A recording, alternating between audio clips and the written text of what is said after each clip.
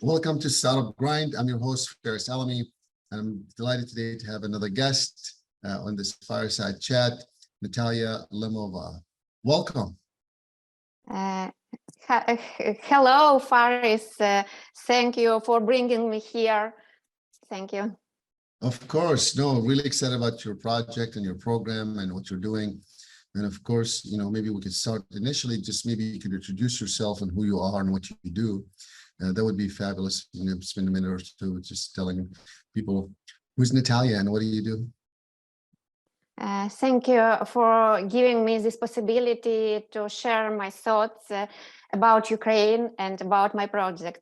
And I'm proud to be, it's an honor to me to be a part of Startup Grind community. Thank you very much. And now I want to tell you some words about the reality in Ukraine. Today is the 126th of February for all Ukrainians. Time has stopped for us since the day Russia invaded Ukraine.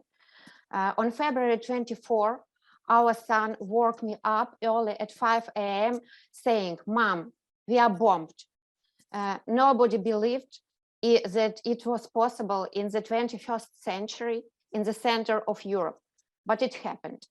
Missiles were launched at our peaceful cities. Thousands of people lost their homes and became refugees. Hundreds of children and thousands of civilians were killed, and our infrastructure was destroyed. Russia thought that Ukraine would be defeated in 72 hours, but our courageous and heroic people always fight for their freedom. It has been that way for hundreds of years. During these 4 months of this Russian bloody aggression, Ukraine surprised and even shocked the world by resisting and pushing back the world's second largest military force. I personally saw endless queues for registration into armed forces and refugee centers, despite of horror of the war and possibility of the death. Also, I know a lot of people, they are our teachers. They continued to teach our children even from bomb shelters during several weeks under the shelling and from the occupied territories. Every Ukrainian fights on their own front line. My grandfather was wounded in the Second World War in 1943. After the end of that war, all countries said, never again. But now, evil and aggression came to our land again. Freedom and independence are the cultural code of Ukrainian people. It is in our blood. If you look at the picture where Ukrainian Cossacks replied to the ultimatum of Turkish Sultan 300 years ago, look into their eyes. They laugh, even though they know that they look into the eyes of death. That is courage. And more than 300 years passed from that time, but it is in us. It is here. I sincerely believe that the power of humanity and the will of freedom are greater and stronger than power of nuclear weapon. Ukraine has already won this war morally, but the moral victory is not enough, unfortunately. What happened in Bucha and Mariupol can happen in every country at any moment, as long as aggressor lives next to civilized peoples. And today I'm standing here to remind the world about what is happening. We are very grateful to many countries who have helped us with strong economic sanctions against Russia, with the military and humanitarian aid. This has resilience our armed forces and fortified our people who have lost their family members, friends, homes, or had to run from the war. and we, all Ukrainians, needs your help. Freedom of the world needs your help. I sincerely believe in the great Ukrainian victory and the victory of European values. And I want to say, Slava Ukraini, glory to Ukraine. Thank you. Yeah, I'm deeply sorry about what's happening in Ukraine, and to the Korean people. War is never easy, and having lived in several of them myself, I understand the stress that it could add to the community and the society and in general, the humanity. And I'm hoping that peace shows up to Ukraine and to the Russian people as well, because I know that many also oppose such activities and aggression against such wonderful people in Ukraine. Sorry about that, and I hope that of course, I pray and voice my peace to come soon. Thank you for sharing that.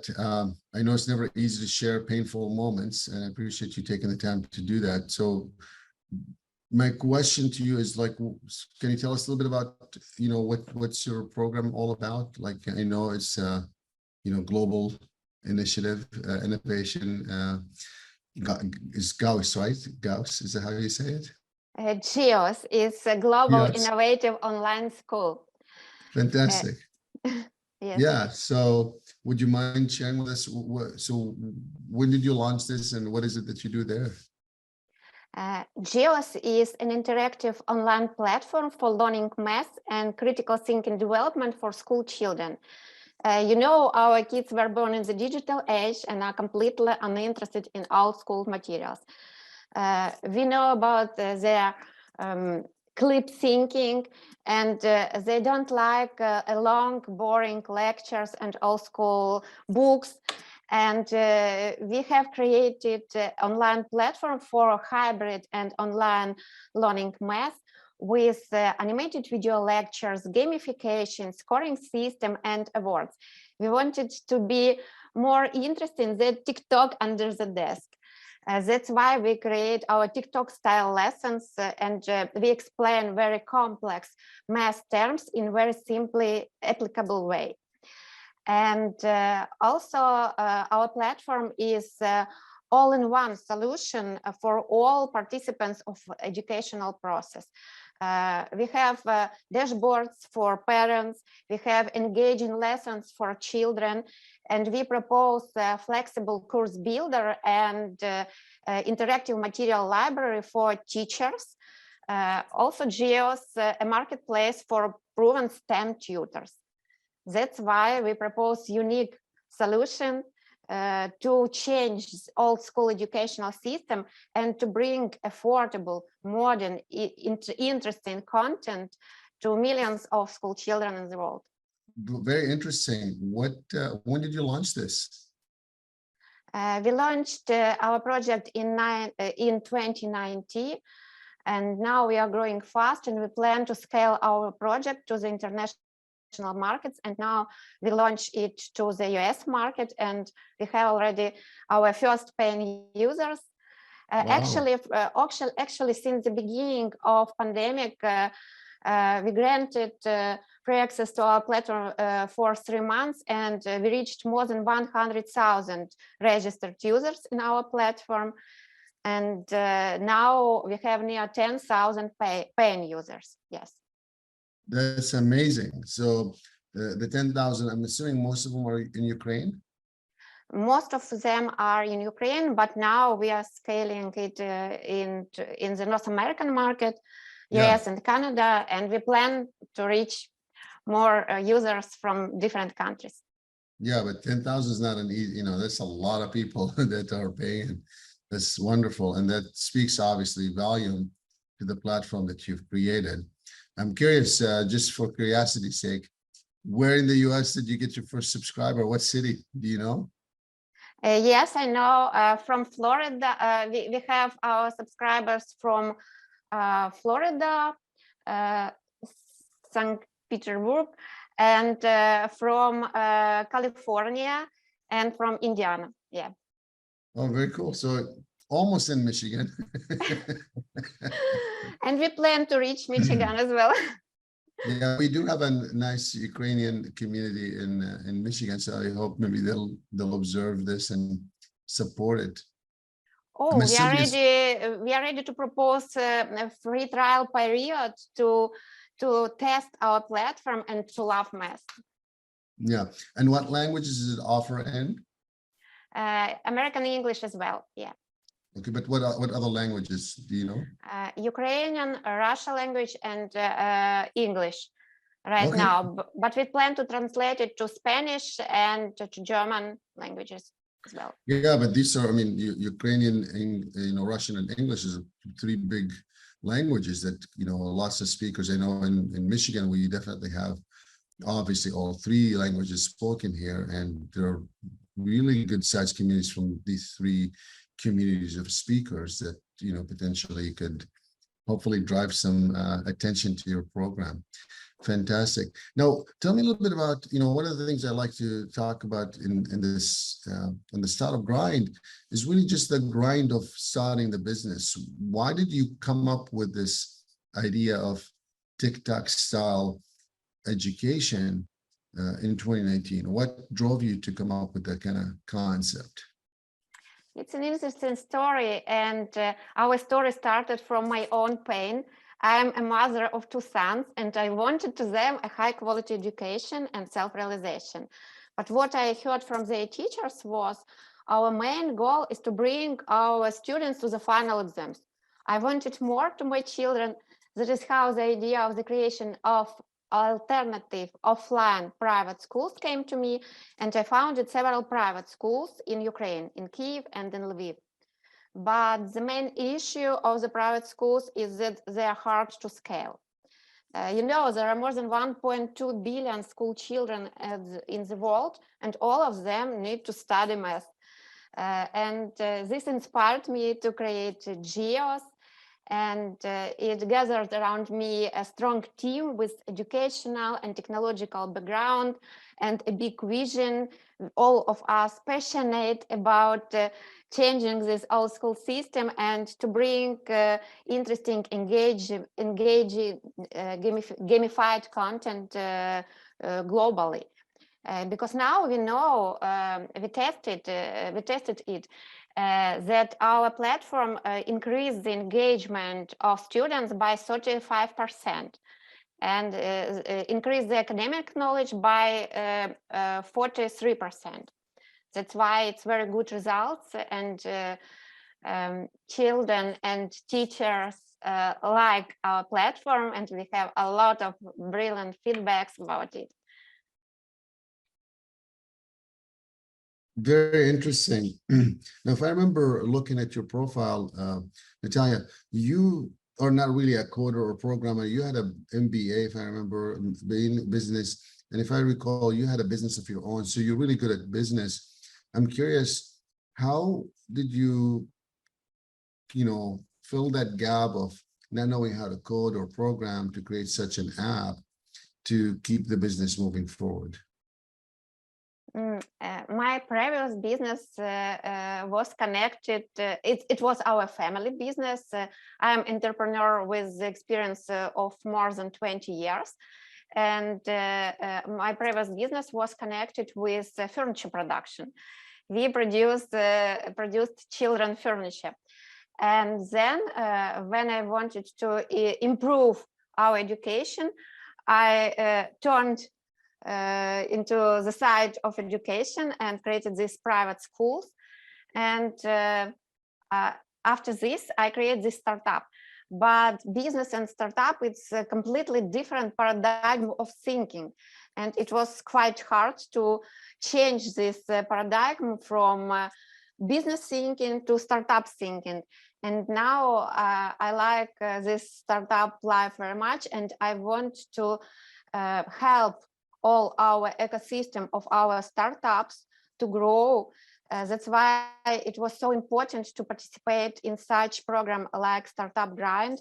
And I thank for this program. for this possibility to meet a lot of startup founders, a lot of investors, to have a lot of insights, and I continue to take these insights every day. That's great. So how did you find your first programmer that was ready to program? About Startup Grind? Yeah, no. Well, you know, you have obviously an app, right? Since your program is an application. I'm curious, you know, how did you find people struggle to find coders and programmers, and especially I call them non-technical founders, which you would fall into that, right? You're not a technical founder. Did you find a co-founder that was technical, or did you find a staff, or did you outsource it? What did you do to make it work for you? Yes, I find a CTO, a very clever man with, he is a father of 3 children. He knows this pain, and he wants to bring his knowledge to this mission and our project.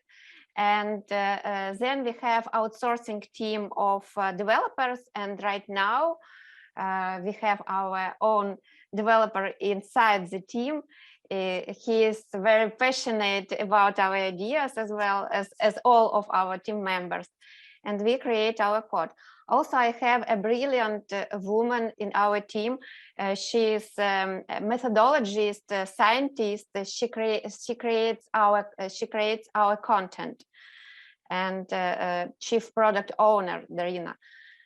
She also a mother of a school daughter, and she knows all these problems, and she communicates with brilliant teachers. About 40 teachers create these contents for us, and we communicate with animation studio, because our lessons are without talking heads.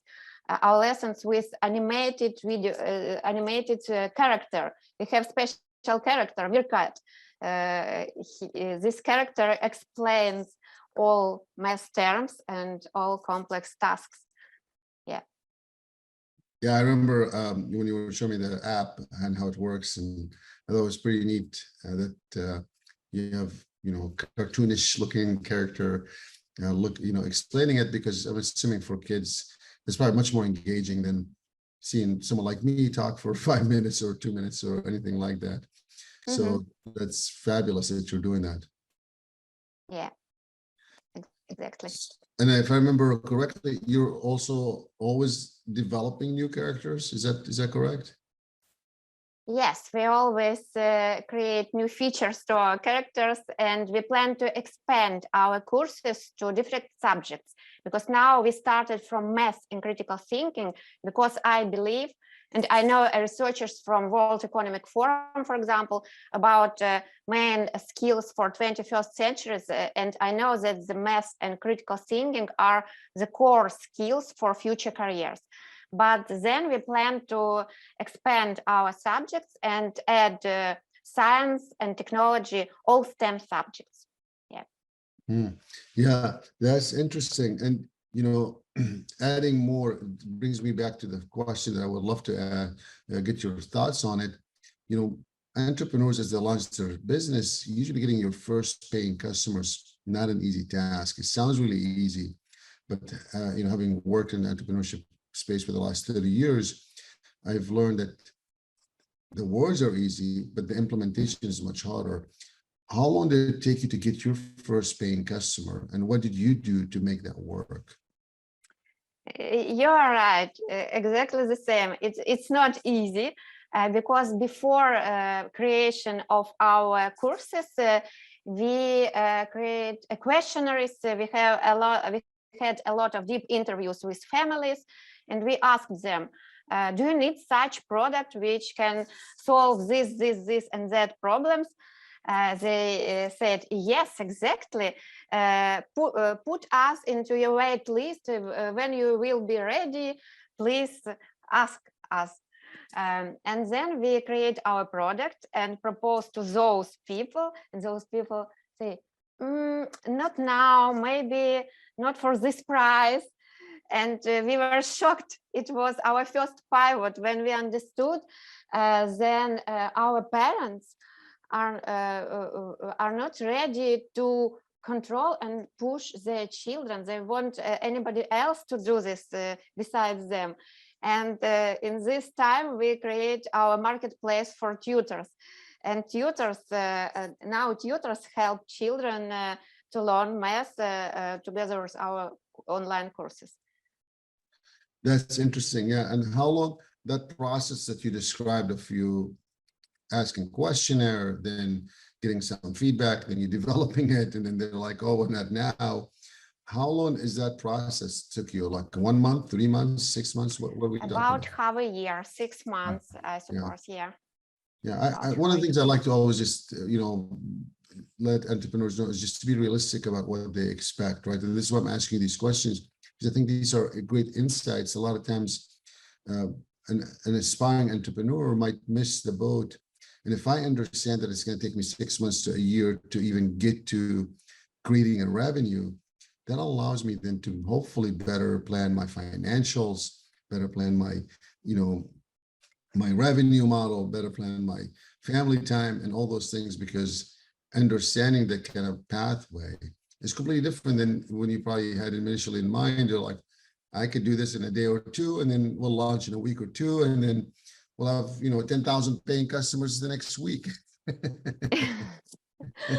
All of us want to have thousands and millions paying customers just after launching, but it never been such a way.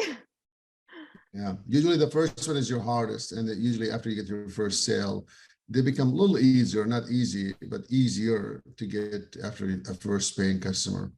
And then also, a paying customer always, usually they're vocal about what they like or don't like. So that allows you then to improve your product and services to keep them happy and keep them engaged. I'm curious in your journey, and by the way, anyone who is joining, you're welcome to in the chat ask a question, or under I think the chat will be a great one, or under the Q&A section, you're welcome to do that. You don't have to wait till the end, although I have enough questions to keep her here for the next 3 days, but obviously we're not going to keep you for 3 days, Nataliia. You have work to do and you have business to run. Okay. One of my questions, through your journey, you've probably had some surprising moment where you thought it's going to be much easier to do XYZ, and it was much tougher. Would you mind sharing one of those moments? I'm sure there are lots of them, just maybe one of those moments. Yes, of course. We have a lot of surprises during our journey. The first surprise was that our audience, our parents don't want to pay such price and in such way. The second was when we understood that our teachers don't have digital tools to teach our children when COVID began. And in this time, we created special tools for teachers.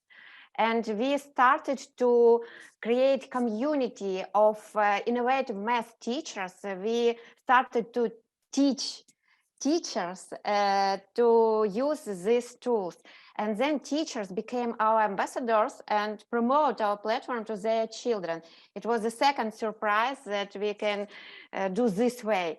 And then teachers asked us for one feature, another feature, third feature, and we created more and more. And now it is not only interactive material library for teachers, but also possibility to create their own lessons, this flexible course builder.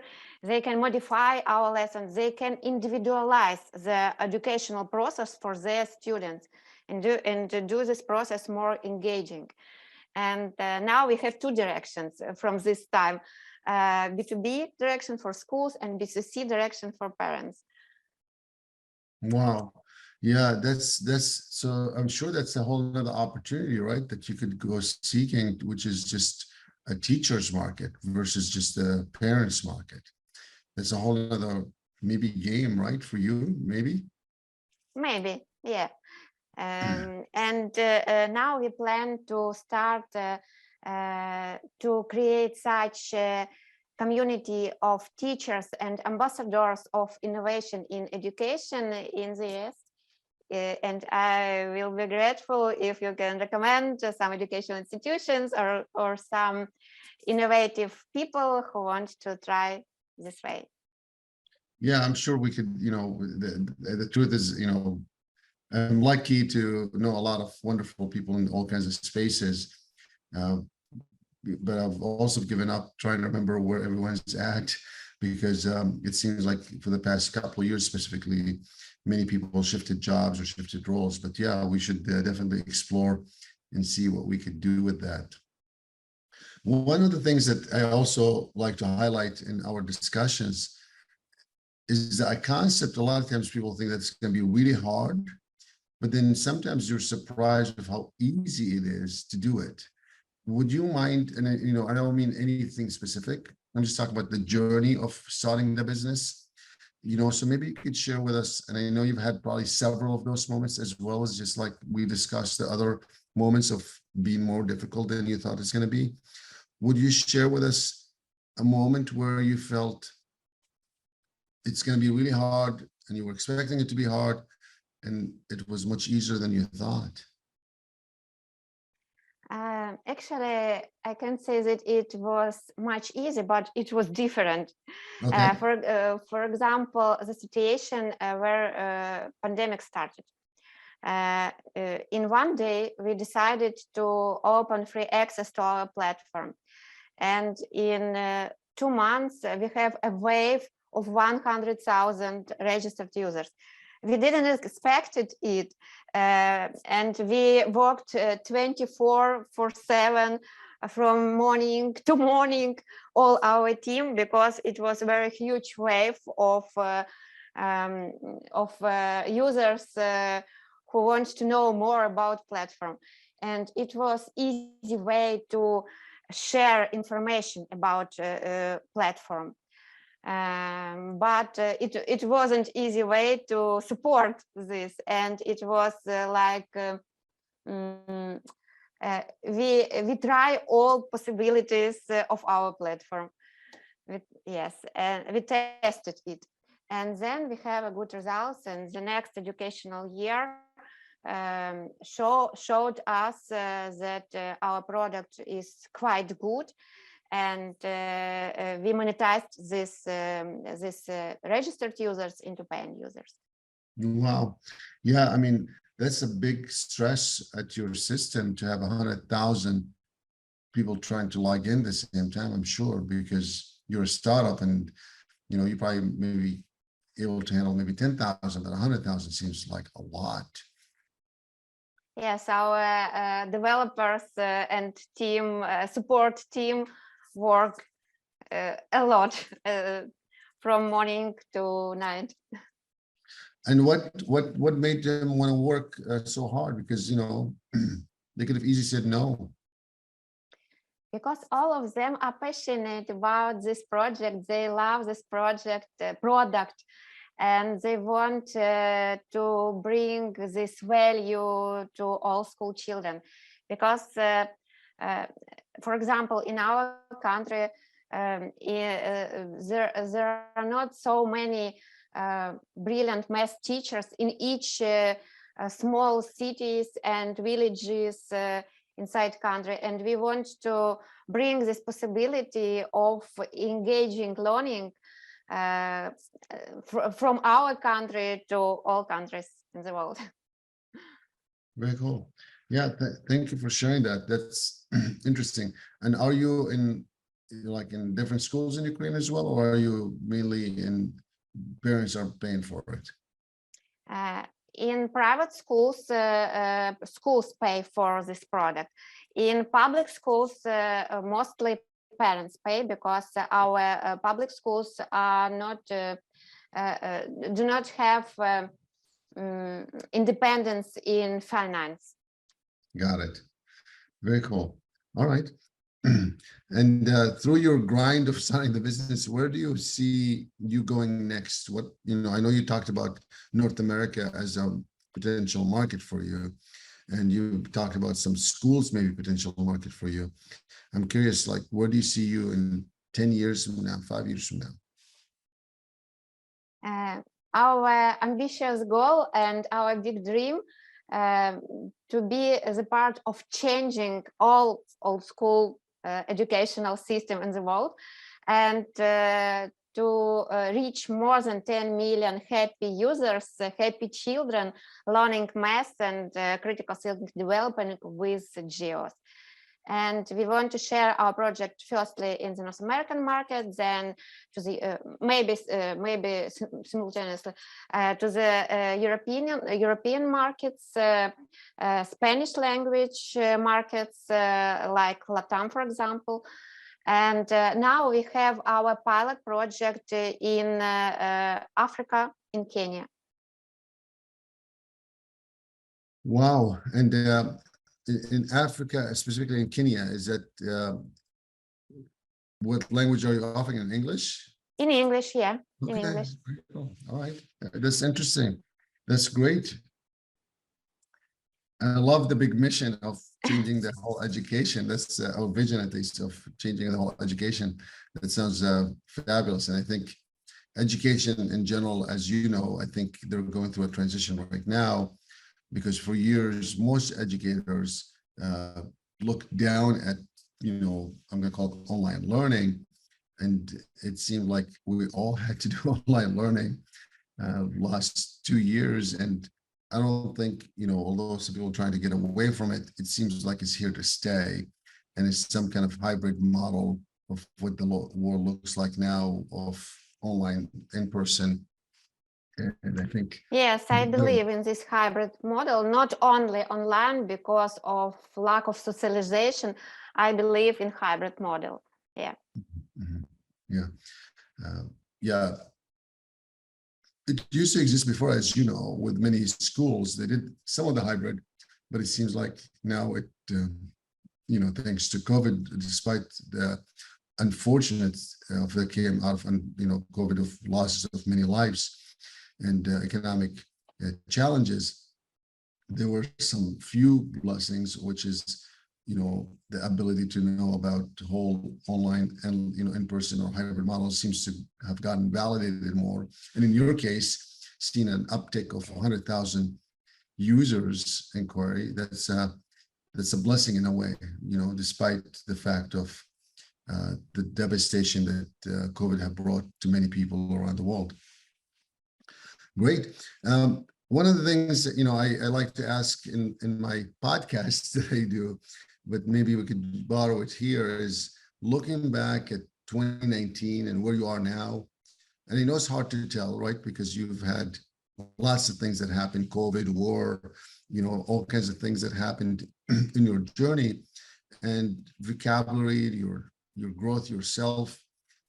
It's hard to go back and tell yourself what you could have done differently, but I'm curious, knowing what you know, if you were to go back and advise young Nataliia 3 years ago, 4 years ago, about something, what would you tell Natalia's then that you know now? Not that she would listen, but okay. I'd say maybe don't worry. Go for your dream. Believe in your dream and in your team, and do what you love, and you will reach all you want. That's great. Wonderful. Yeah, I mean, go ahead. And also, of course, I'd like to wish peaceful sky and to hug your loved ones, yes, because my family is my great support, actually. Oh, for sure. I'm sure they, they had to suffer a lot for you working all those hours, especially with the uptick and all the things that you got going on to keep it moving. Yeah. Yeah. And how old are the kids now? Oh, they're not small kids. One of them finished graduate from Canada University right now. And the second is here near me, but he planned to enter the university. He dream about genetics and research in genetics field. But now he helps me to translate my lessons and to communicate with English-speaking schools because he is brilliant in English. That's awesome. Well, that's great. I'm glad to hear that. Well, I clearly we can keep you all day asking you questions about your journey and your business, but I want to be respectful of your time and your work. I will leave it open for anyone who is here who would like to ask you a question, or or open it up for them to ask. If not, I would like to say thank you so much for being with us, taking the time, and I wish you, Ukrainian people, and the Russian people, and all the people in the world peace, and to stop this aggression at any people facing, and wish you great success with your journey. Thank you, Faris, very much. I'm happy to be here today and to share with such great community of my thoughts. And thank you for your support of Ukraine and other people. And I'm very grateful for you for this possibility. You're very kind. Thank you so much. Have a great day, and let's stay in touch. Thank you. For our guests tuning in, thank you so much for being with us. My name is Faris Alami. I'm your host. This is Startup Grind Detroit. Till the next time.